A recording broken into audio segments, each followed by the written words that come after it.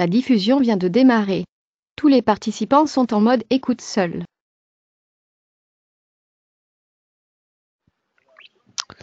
Alors bonjour à toutes et à tous et bienvenue à ce webinaire hebdomadaire La stratégie de la semaine UAV Nizar. Très heureux de vous retrouver en ce lundi 17 décembre 2018 pour ce qui est probablement le dernier webinaire La stratégie de la semaine de l'année 2018. On en saura plus de toute façon dans les prochains jours concernant le programme des webinaires Daily FX.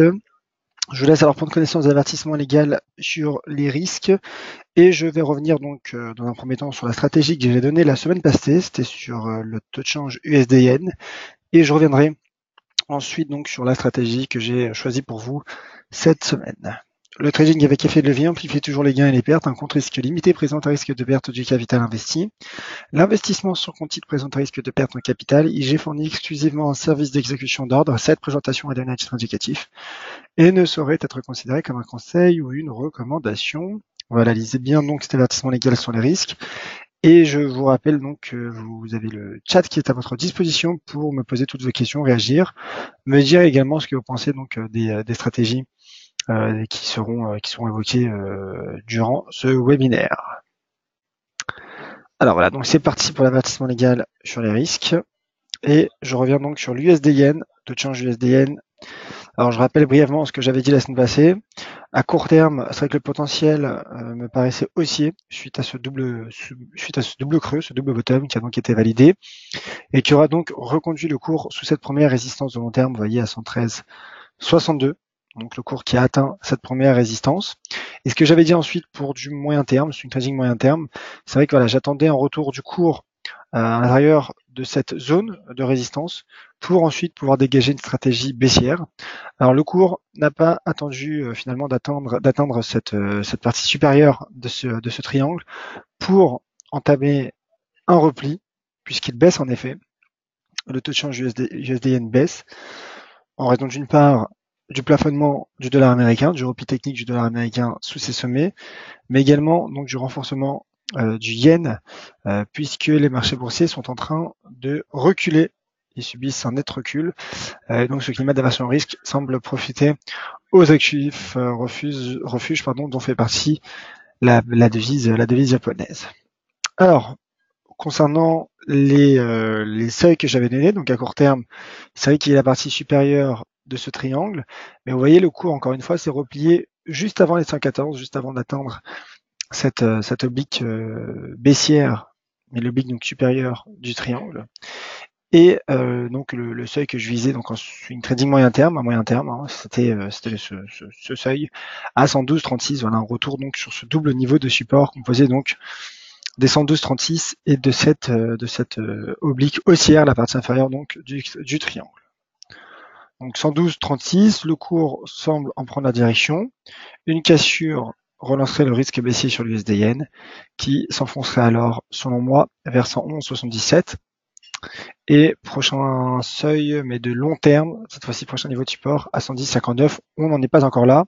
Je pense qu'à ce stade, le signal baissier serait donné par l'analyse technique en cas de cassure des 112,36 yens. Alors voilà pour la stratégie de la semaine passée. On va parler donc maintenant de la stratégie de la semaine. Si voilà, vous pensez, si vous n'êtes pas d'accord avec cette stratégie de baissière sur l'USD, n'hésitez pas à me le faire savoir. En tout cas, cette stratégie finalement, entre guillemets, qui fait suite à cette configuration en triangle. N'hésitez pas à me le faire savoir donc sur le chat, à me dire ce que vous en pensez. Alors, la stratégie que je donnais pour vous cette semaine, alors j'hésitais, à vrai dire j'hésitais. J'ai un petit peu hésité parce que c'est vrai que voilà, quand on regarde le cours du dollar américain, il y a un beau repli sous résistance. Vous voyez, sous la résistance, sous le sommet au final, sommet annuel à 97,70. Et d'ailleurs, en données journalières, vous voyez le corps des bougies, c'est lui aussi replié sous la partie supérieure du triangle, du biseau. Donc finalement, on replie du cours du dollar sous une double résistance. Donc c'est vrai que j'aurais pu donner cette stratégie sur le dollar. Maintenant, le cours, je dirais qu'il a entamé aussi déjà cette baisse, mais surtout qu'il y a la Fed mercredi. Donc tout reste possible parce que la Fed pourrait relever ses taux mercredi. Donc j'ai choisi pour vous une stratégie que j'ai donnée ce matin sur Twitter à un moment plus opportun. Le cours a déjà rebondi, donc c'est vrai que à ce stade, c'est peut-être un peu moins intéressant, mais je vous en fais part quand même, car c'est vrai que c'est un cours que je suis, une configuration que je suis depuis plusieurs jours, voire quelques semaines maintenant. C'est celle du taux de change EuroCAD, car je trouve que l'analyse technique est intéressante, particulièrement sur ce cours, car l'EuroCAD a franchi le 5 décembre dernier, vous voyez cette double résistance composée donc de cette résistance oblique à 1,5135.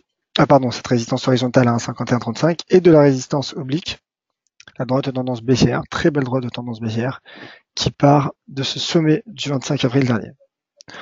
Suite à ce franchissement, le cours qui a atteint quasiment, vous voyez, cette résistance à 1,5324 avant de se replier, mais il l'a pour le moment tenu et il continue de tenir cette ancienne résistance devenue support à 1,5135. Donc rebond du cours sur cette ancienne résistance, qui pourrait donc techniquement, selon moi, reconduire l'EuroCAD sous cette résistance horizontale à 1,5324 et en cas de franchissement, seconde cible à 1,5448. Voilà.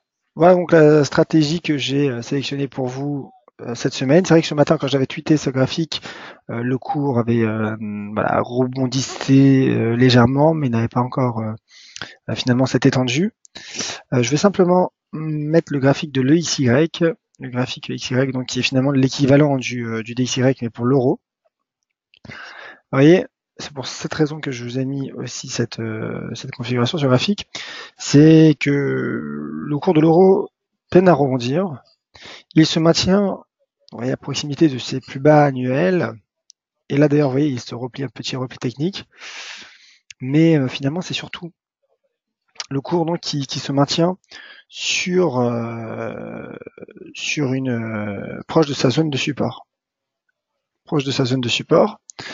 Et donc, proche de sa zone de support, le cours de l'euro, enfin je pense en tout cas techniquement, il pourrait initier un rebond, ce qui pourrait donc également profiter à votre change, au taux de change EuroCAD. Pour le moment, il y a un repli technique en intraday, mais vous voyez, si le repli se prolonge encore un petit peu jusqu'à cette zone entre 112.8 et 113, ben, techniquement, le cours de l'euro pourrait là aussi initier un rebond.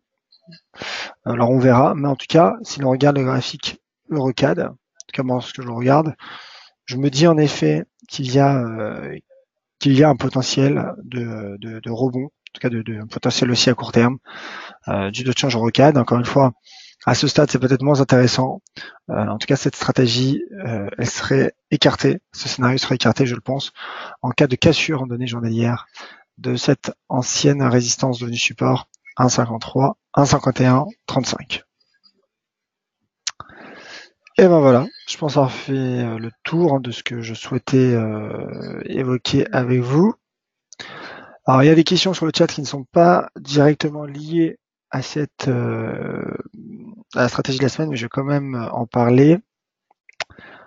Donc c'est Pascal qui demande bonjour, que pensez du repli récent du NZD-USD, du NZD-AUD.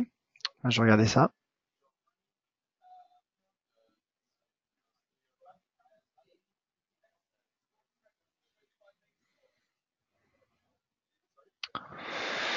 Alors il y a un repli, oui. D'ailleurs en données journalières, il y a plutôt un rebond technique.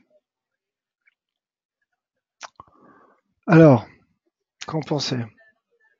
Bah, déjà, ça confirme un peu le plafonnement des dernières semaines. Ouais, j'ai l'impression qu'en données hebdomadaires, il y a, enfin, la mèche supérieure n'est pas assez longue, mais vous voyez, il y a une bougie qui ressemble à une shooting star, donc qui n'en est pas une, mais il y a surtout un plafonnement, j'ai l'impression, du NZD-USD. Il y a un plafonnement, vous voyez, un mouvement latéral.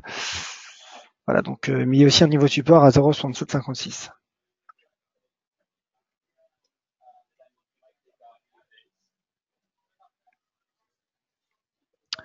Donc oui, le cours semble se stabiliser, plafonner. Mais voilà, il y a ce petit niveau de support qui m'empêche finalement, en tout cas moi, de donner une stratégie. Je regarde s'il y a peut-être une droite de tendance qu'on pourrait tracer. Non, je crois pas. Non, écoutez, pas grand-chose. Pour le moment, il y a un repli, mais je ne trouve pas en fait le point idéal pour tenter de dégager une stratégie. Donc quand c'est comme ça, je préfère rester neutre sur la paire. Donc ça, c'est pour le NZD USD. Et l'autre paire de devises, c'était le NZD AUD. Alors on regarde ça.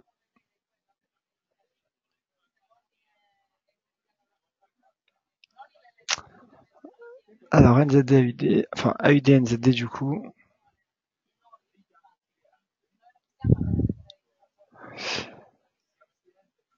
Alors, on m'a demandé NZD AUD, donc je vais inverser. Parce que là c'est AUD NZD. On va regarder ça. NZD AUD, qui arrive tout de suite. C'est vrai que généralement on parle de AUD NZD, mais il n'y a pas de problème. NZD AUD. Voilà, donc on a le graphique. Il y a un repli technique. Vous voyez là déjà j'ai un niveau de résistance à court terme que l'on pourrait tracer. Vous voyez à 0,9485. Alors c'est vrai que je pense que si l'on parle de résistance, moi je me sens plus à l'aise avec la résistance supérieure. Vous voyez celle-ci à 0,9505. En tout cas, voilà, il y a pour le moment un repli du cours, en tout cas même j'ai envie de dire un pullback du cours sous un ancien support devenu résistance à 0,9485. Donc là aussi à court terme, je pense que le cours pourrait retomber sur du très court terme. Je pense en effet que le repli, s'il parvient à se poursuivre, pourrait reconduire le cours NZAID sur 0,9445, qui est le prochain creux, mais en même temps une ancienne résistance. Donc ça, c'est en effet un élément intéressant à suivre à court terme.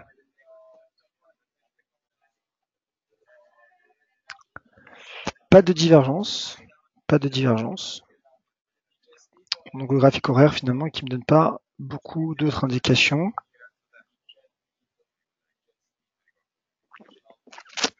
Bon, voilà, pour le moment, pas grand-chose de particulier à ajouter, si ce n'est qu'encore une fois, le cours, pour le moment, se stabilise sous une résistance, sous la résistance à 0,9485. Donc on verra si le repli se poursuivra ou non, mais s'il se poursuit, il pourrait reconduire le cours sur 0,9445 selon moi.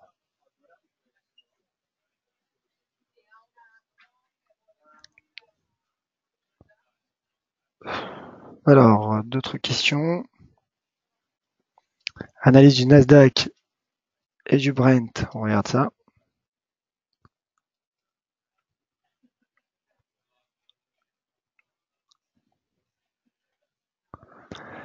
Alors comme je disais, on a les marchés actions qui se replient, mais le Nasdaq qui ne casse pas non plus ses niveaux de support.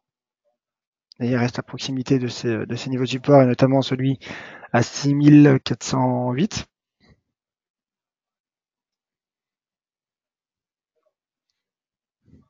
Voyez, on retrouve ce support à 6408 suite à un doji.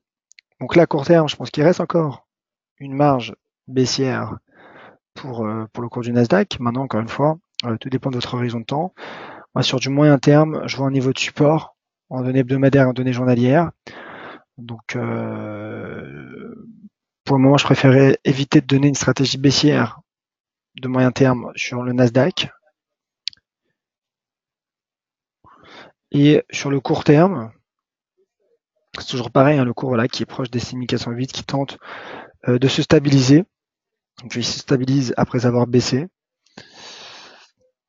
Donc je me dis en effet qu'à moyen terme, s'il n'y a pas de cassure des 6408, le cours pourrait éventuellement rebondir, mais à court terme en tout cas, il reste en effet une marge baissière, d'autant plus que les indices, que les marchés actions donc sont dans le rouge. Et concernant le Brent,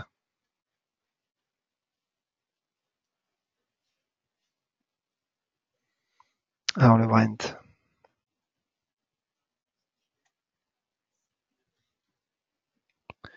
donc là si c'est sur moyen terme, donc le cours qui reste soutenu par ce niveau de support majeur à 58,50, donc il se maintient à l'intérieur, vous voyez, du range. Donc là pour du court terme, le cours est en plein milieu du range, donc je reste neutre. Maintenant, s'il vient de nouveau tester 58,50, alors en fonction de la configuration, de l'éventuelle configuration, mais Je me dis que 58,50 pourrait faire rebondir le cours. En tout cas, pour le moment, vous voyez, depuis la fin du mois de novembre, même avant, quasiment voilà, depuis la séance du 20 novembre, le cours finalement, le cours du Brent se maintient entre 63,66, 58,50.